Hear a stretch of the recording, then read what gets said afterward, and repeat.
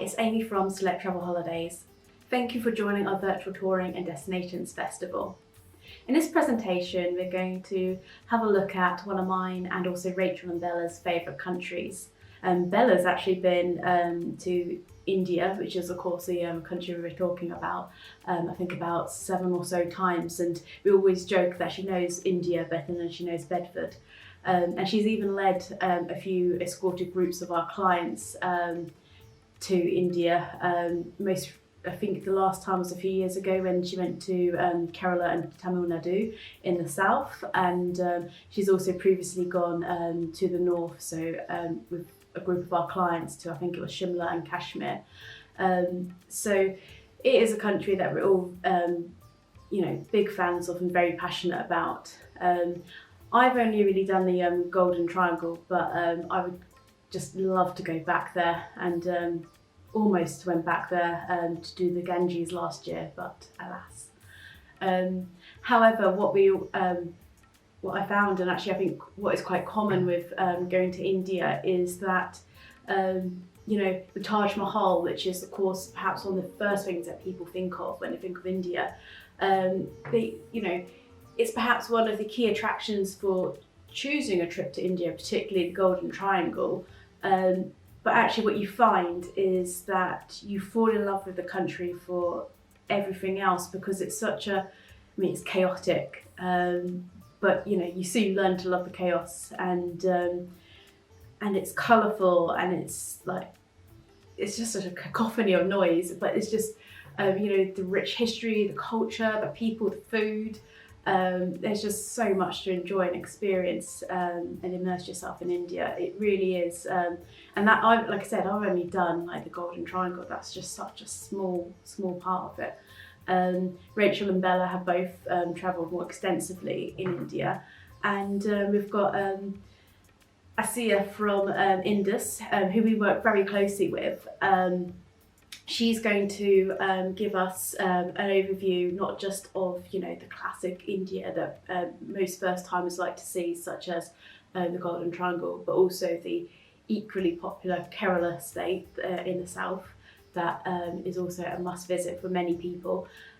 She's really going to take us across north, south, east, west, all the different the famous attractions and cities that everyone's heard of, but also some of the perhaps the parts of India that you might not have actually heard of, or that might not necessarily jump straight to your mind. She's going to give us a good view of what to experience and what you can enjoy in India. And so I really hope you enjoy this presentation. As I say, we work very closely with Indus and have done for many years now. They are specialists in the Indian subcontinent, particularly tailor-made, but they also do some small group escorted touring as well. So Rachel and Bella have both travelled with Indus, so they'd be happy to share any of their personal experiences with you. For now, let's watch the presentation and have an introduction to incredible India. Hello, and thank you for joining this virtual tour of India today. My name is Asiya from Indus Experiences. We have been creating tailor-made tours to the Indian subcontinent for the last 25 years. Today, I'm going to try and summarize what the different regions of India have to offer. India is possibly the most diverse nation in the world. In area, it is the 7th largest country, and in population second only to China. Within its geographical confines, stretching from the Great Himalayas in the north to the tropical peninsula south, there is a dizzying variety of languages, cultures, ethnic groups, beliefs, and lifestyles that few continents, leave alone countries, possess. The flight time to India is about 8 to 10 hours, depending on where in the country you're going. The time difference is GMT plus 5.5 hours, and visa is required for India, but it's very easy to obtain one now. The whole process is online and very quick. 17 major languages are spoken in India, and English is widely spoken. I'll start the presentation from north of India, Leh and Ladakh. It is a very interesting mix of historical sites, mountains and valleys, Silk Road villages, and vibrant festivals. And it is a perfect chance to discover a wonderful and lesser visited region of India. Wind across the epic mountain passes, including one of the most highest at Kardingla. In the fertile Nubra Valley, discover a green oasis surrounded by stunning peaks, while the visit to the remote village of Turtuk will provide a unique insight into the life on the rugged Pakistan border.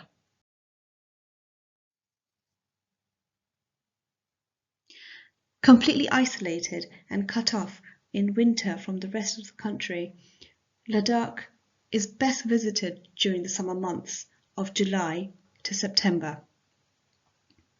In my opinion, it's best to club this with Kashmir, as it makes for a much more interesting itinerary.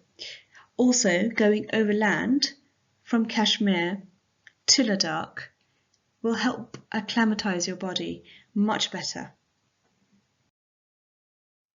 Also in North India, we can visit Shimla, the famous summer capital of the British Raj, and have a ride on the historic UNESCO World Heritage Shimla toy train. This narrow gauge railway was built in 1898 to connect Shimla to the rest of the Indian railway system. Here also is Amritsar, the spiritual and cultural centre of Sikhism. In Dharamshala, we can visit the alluring abode of His Holiness, the Dalai Lama. Visit the amazing Mughal monuments in Lucknow.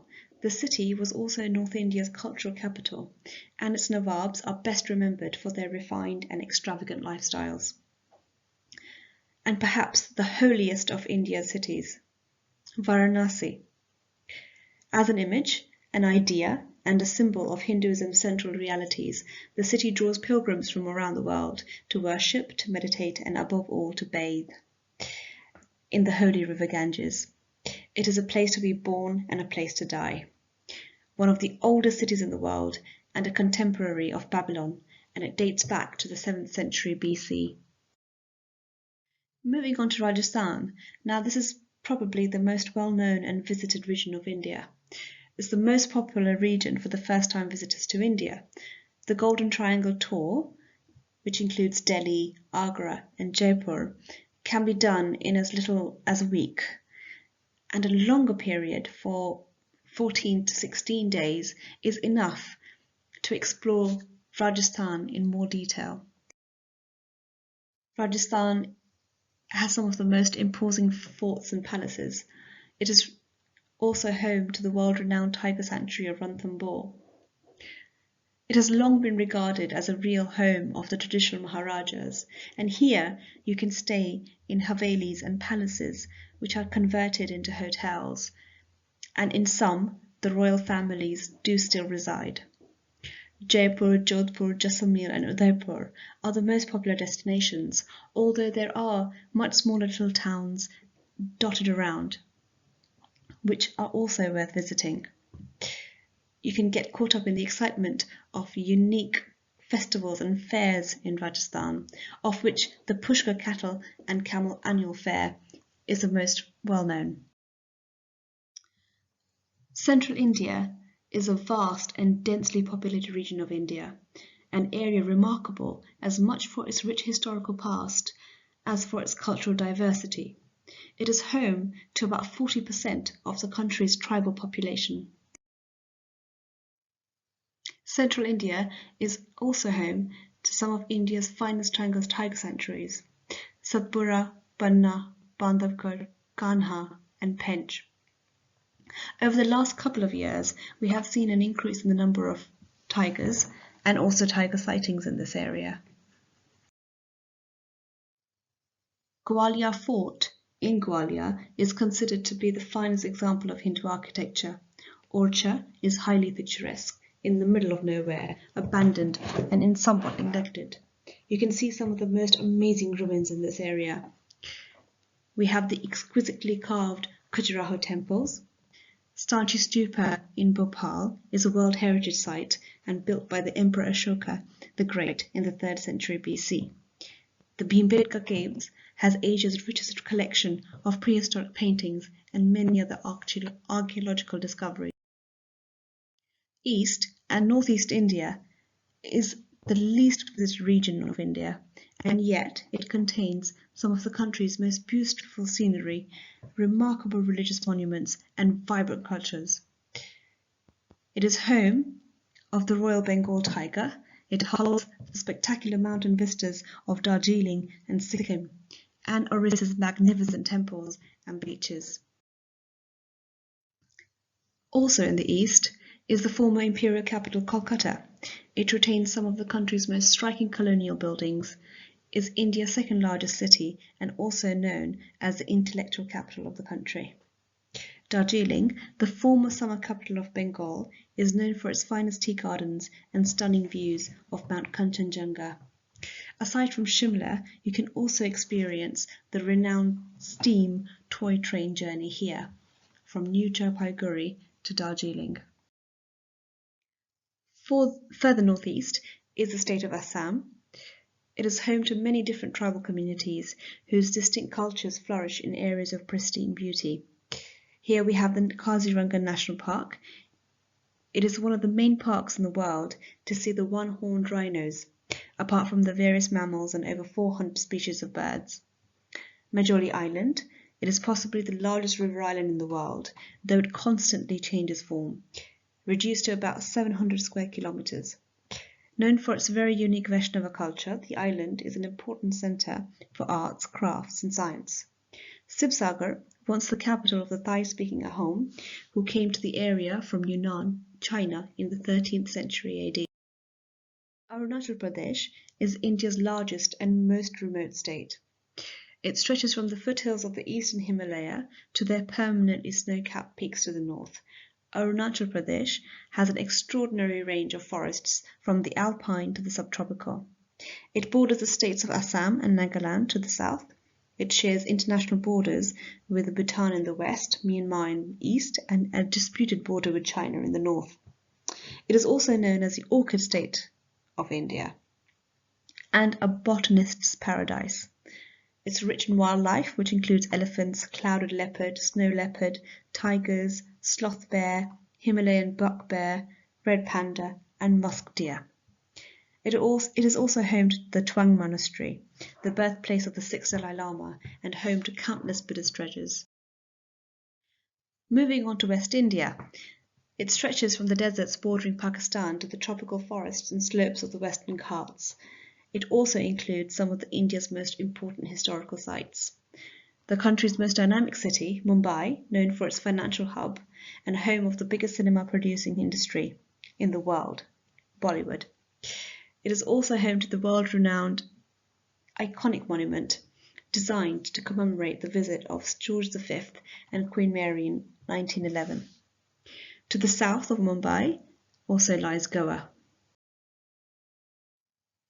Also here, you will find the superb caves of Ajanta and Ellora. Ajanta caves date from about 200 BC to 650 AD. The murals are the earliest and finest examples of Buddhist paintings in India. The rock-cut caves of Ellora, a UNESCO World Heritage Site, feature Hindu, Buddhist, and Jain monuments and artworks dating from 600 to 1000 CE period.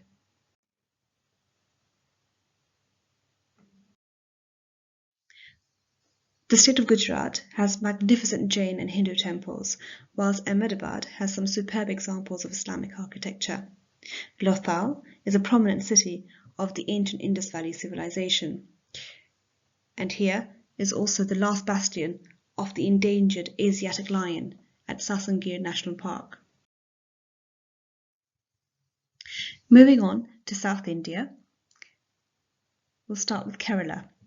Nestled between the Western Ghats and the Arabian Sea, Kerala is an enchanting mosaic of coconut groves, paddy fields, white beaches, and labyrinthian backwaters, verdant hills, and rainforests. Kerala is a complete contrast to any part of India, and I feel a much more gentler introduction to India. A typical itinerary will start in Cochin and then come to Munnar, the tea country, and then on to Periyar National Park or Kanam to spend some time in nature, or at a spice plantation, rubber plantation.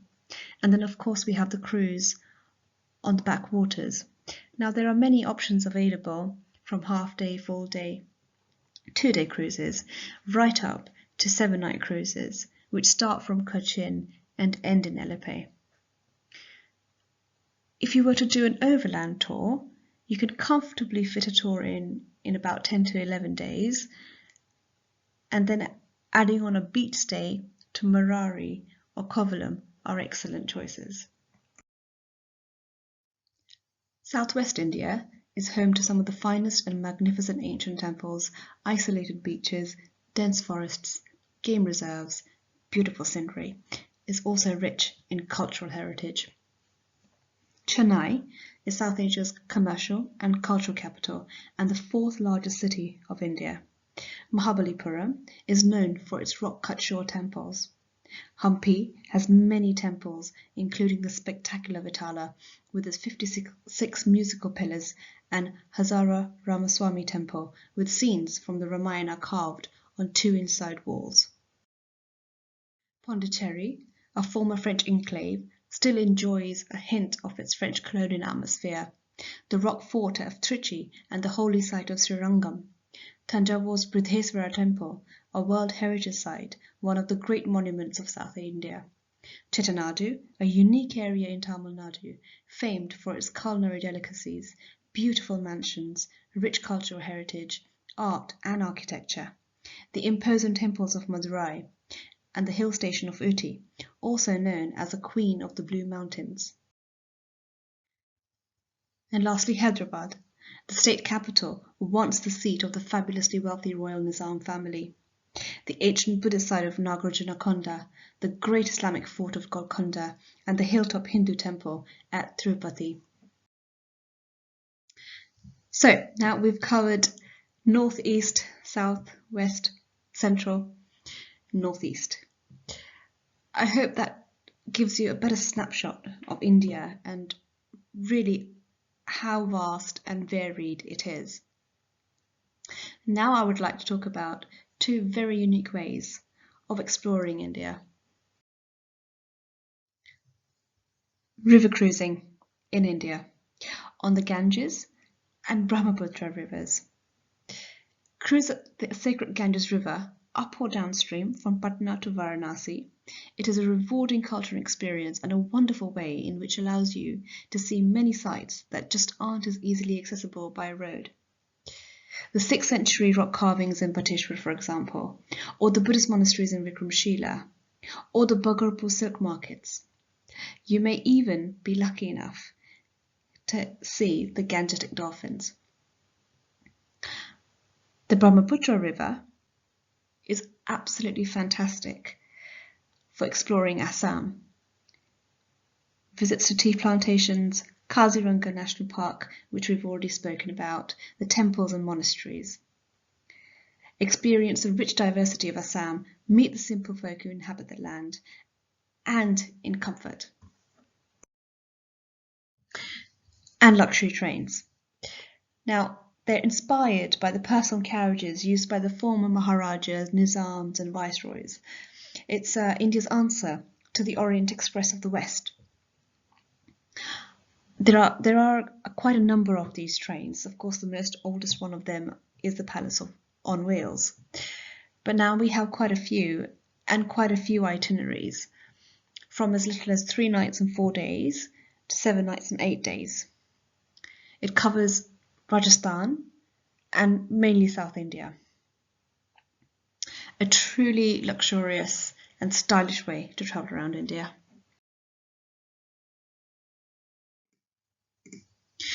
India is also well positioned for a multi-centre holiday. Extensions to the Far East, Indian Ocean, Sri Lanka, Maldives, Thailand, or to its neighbours Nepal and Bhutan are all very, very easy. Our 19-day itinerary, Journey Through India, Nepal and Bhutan, encompasses some of the finest sights and sounds of all 3 countries, covering Delhi, Agra, Jaipur, then on to Nepal, Kathmandu, Chitwan National Park, Pokhara, Kathmandu, and then on to Bhutan, Thimphu, Paro, Delhi, and return home. Now, obviously, there are many, many, many ways in which these different countries can be combined. North India, South India can also be combined, east to west. So there are many, many possibilities. We encourage you to get in touch. I really hope you have enjoyed the presentation today.